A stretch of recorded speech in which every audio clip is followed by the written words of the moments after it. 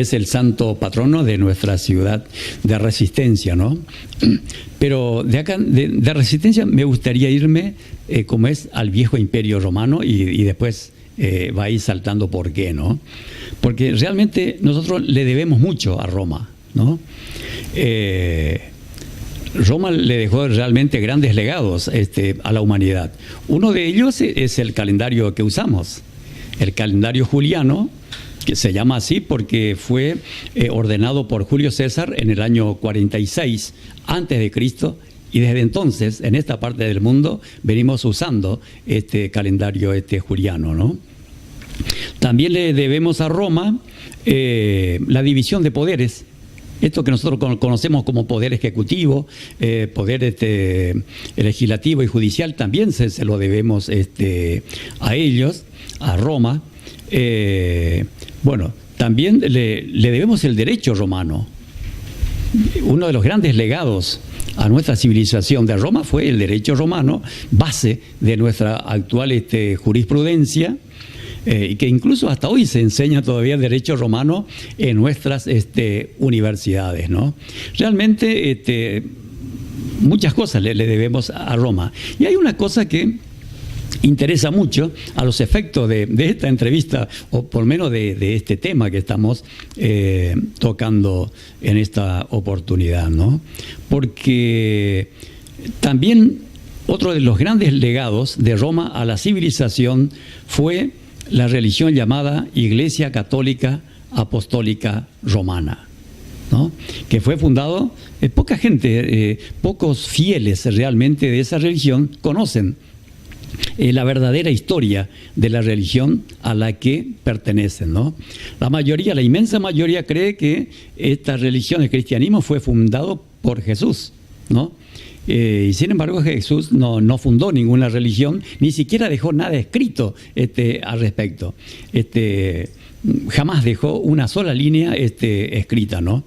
La religión católica apostólica romana fue fundada por el emperador Constantino el Grande en el siglo III después de Jesucristo, y fue oficializada en el Congreso de Nicea en el año 325 después de Cristo.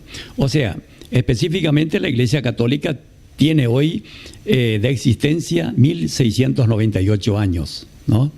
Y bueno, y es muy interesante porque a partir de ese momento los dioses tenían, los romanos, perdón, creo que lo hemos conversado en otra oportunidad, eran muy religiosos y tenían una infinidad de dioses, dioses mayores, dioses intermedios, dioses incluso del hogar, ¿no? Y cada uno servía para algo, ¿no? Con la fundación de esta nueva religión, se le transfirió a la Iglesia Católica Apostólica Romana el concepto y la figura de esos dioses, cada uno sirviendo para algo. Nada más que ahora ya no se llamaban dioses, sino santos, ¿no? Pero el caso más notable de todos, el más importante de todas estas transferencias, ¿no?, fue la de Mitra, que según la creencia mitraísta nació un 25 de diciembre de una virgen adolescente llamada Anaíta, murió por la salvación del mundo, bueno, y todo, bueno.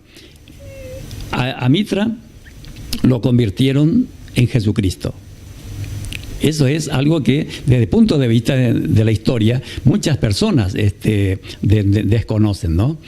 Y bueno, y después a medida que iban corriendo los siglos, la Iglesia fue incorporando más santos, más y más santos a su santoral, hasta una cantidad que hoy realmente es incalculable, ¿no?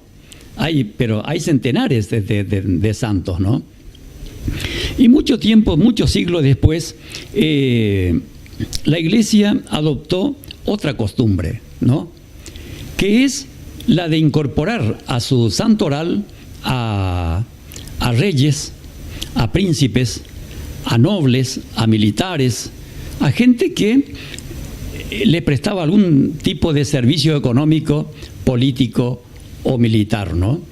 Y así que, por ejemplo, en el santoral católico nosotros podemos ver, qué sé yo anoté acá 2 o 3 de lo más conocido, como San Canuto, que era rey de Dinamarca, San Guntrano, que era rey de Francia, la famosa Santa Margarita, que era reina de Escocia, San Ladislao, santo muy popular en Hungría, este era rey de Hungría, San Enrique, también muy popular en Alemania porque fue emperador de Alemania, y Santa Eduvigis, ¿no? Con la muy conocidísima Santa Eduvigis, que poca gente sabe también que era duquesa de Polonia, ¿no?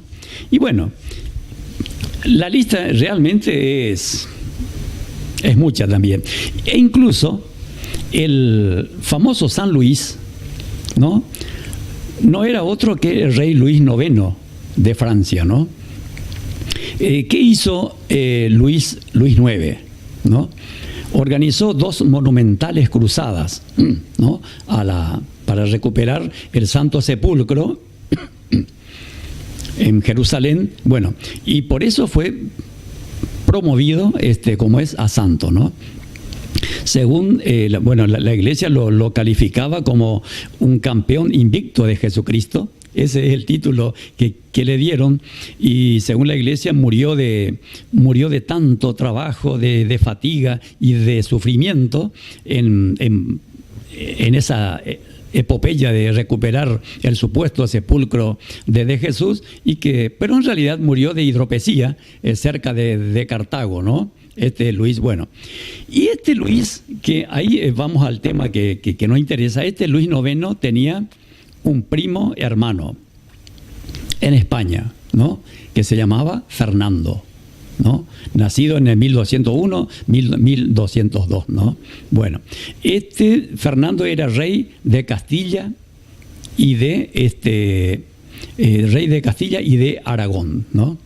Y bueno, ese es nuestro San Fernando, el santo, como es, que es patrono de nuestra ciudad, ¿no? Cosa que hay que tener en cuenta. Como una especie de marketing o de publicidad, era obligatorio para los españoles que todo lugar que iban conquistando o donde iban levantando ranchadas, ¿verdad?, les pusieran nombre de santos, ¿no es cierto? Por eso que Asunción se llama en realidad Nuestra Señora de la Asunción, es Santa Fe, Trinidad, Concepción, Corrientes inclusive,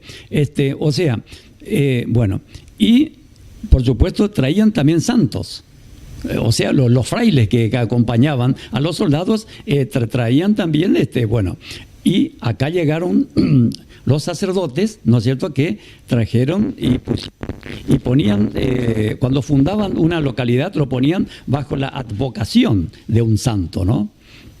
Bueno, en este caso, como es, no a Resistencia, sino como es al asentamiento que hubo, como es anteriormente, se llamaba, incluso había una reducción de San Fernando en esta zona, ¿no? Y bueno, después, muchos años después, se instituyó a este departamento como San Fernando y se le impuso, como santo patrono, se impuso a San Fernando, a esta ciudad, ¿no? Ahora, ¿por qué es santo, no? Hay razones realmente ocultas para que sea santo, ¿no?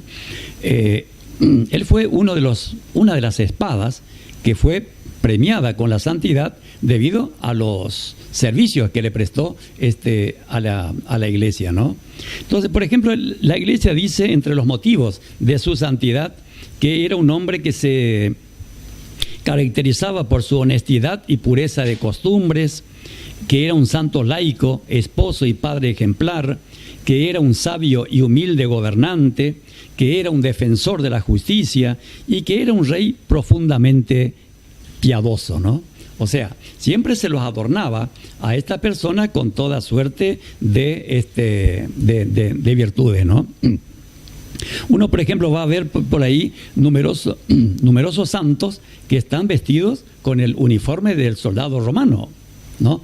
Eso también era una forma de publicidad, ¿no? y que comenzó cuando se instituyó, cuando se fundó la Iglesia Católica Apostólica Romana. Hay otra cosa que poca gente sabe, ¿no? Durante los primeros siglos siempre se supo que fueron los romanos los que crucificaron a Jesús, ¿no? Durante siglos. Pero cuando se instituyó la Iglesia Católica Apostólica Romana dijeron, che, no podemos seguir diciendo que ahora que los romanos mataron a nuestro maestro. Tenemos que cambiar esto. Bueno, y entonces le achacaron a los judíos toda la responsabilidad, o sea, le dieron el título de deicidas, de matadores de Dios, cuando que anteriormente siempre se supo que había sido crucificado por los romanos. Entonces comenzaron también a convertir en santos a muchos soldados romanos. Por eso es que uno lo puede ver, por ejemplo, a un San Expedito o a algún otro santo, vestido con el exactamente claro. Que no es el caso de San Fernando, porque de Fernando, ¿no es cierto?, rey de Castilla y de Aragón, que era español, ¿no? Entonces, hay antiguas documentaciones eclesiásticas, o sea, que desnudan la verdadera razón por la cual se lo premió con la santidad a Fernando, ¿no? Decía, por ejemplo, dice la Iglesia, que Fernando tomó en sus manos la espada para hacer guerra a los moros. Ahí estaba, por ejemplo, su mérito. Es un hombre, y después decía, nunca desnudó su espada, ni cercó ciudad o castillo, ni salió a empresa que no fuese su único motivo dilatar la fe en Cristo.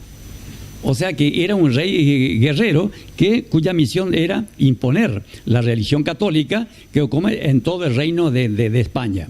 Esto es mucho más largo, por supuesto. El tipo así invadió Jaén, invadió también Granada, invadió Valencia. Bueno, entonces sigue diciendo la Iglesia. Esto está copiado por un escrito que hicieron los jesuitas, un antiguo escrito hecho por los jesuitas, ¿no? Y decía, Fernando era un rey guerrero que, por la mayor gloria y servicio de Dios, no rehusaba ningún trabajo de la guerra. Ahora, la cuestión es que durante 35 años este hombre se pasó peleando contra los moros. Pero aparte de eso, construyó, dicen las crónicas, más de 1000 oratorios grandes y pequeños en favor, en homenaje a la Virgen, ¿no? Después él muere, ¿no es cierto?, en el año 1231, y al poco tiempo cayó en el olvido. Como 416 años después, el Papa Clemente X lo canoniza y lo convierte en santo. Y una vez que se lo distribuye en santo, después con los conquistadores y los frailes que venían con los conquistadores se encargaron de desparramar su nombre en esta parte de América. En el continente americano hay por lo menos hay más de 30 ciudades que llevan su nombre o que él es el patrono de esas ciudades, como es el caso de nuestra ciudad, ¿no? Pero como para terminar, como es esta mini historia sobre San Fernando, me gustaría terminar con la lectura de una oración que también ha quedado olvidada y que hoy, por supuesto, ya nadie, pero que la Iglesia, antiguamente se recitaba esta oración, ¿no? Y dice así: oh Dios, que concediste al bienaventurado Fernando, tu confesor, que pelease tus batallas y que venciese a los enemigos de tu fe, o sea, a los moros, concédenos por su intercesión la victoria sobre nuestros enemigos corporales y espirituales. Por Jesucristo nuestro Señor. Amén. Esta es la pequeña historia sobre San Fernando que vine a compartir con ustedes, ¿no?